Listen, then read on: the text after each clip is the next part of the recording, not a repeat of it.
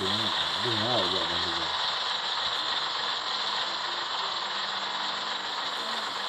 Siapa lah kalau tadi.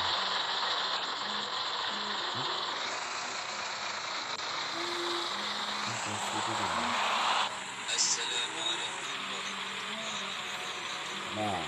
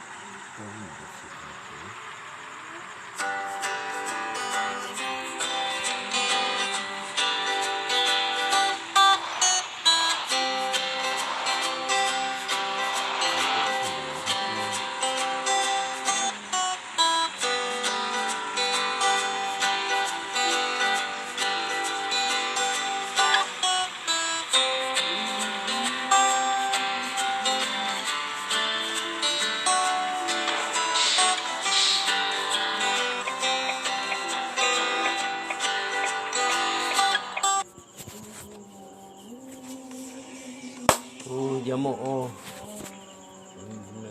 gih kon.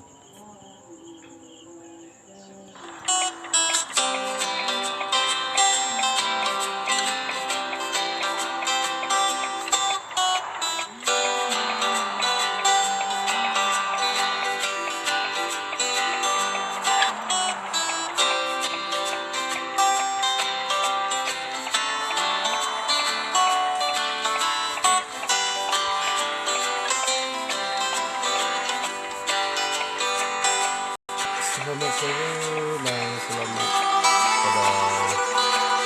pada penumpang yang berada di stasiun ini. Sekarang kita sudah menuju pelabuhan Merak Bakauheni.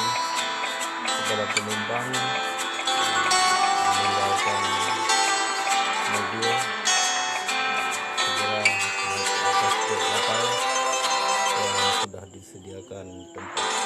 Ini udah ambil baju bule. Punya dulu nasinya. Merak Bakauheni. Naik.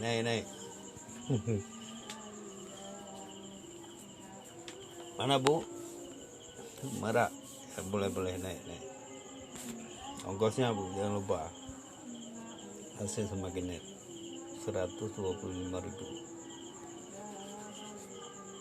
Ya, itu udah dipotong sama tiket pesawatnya.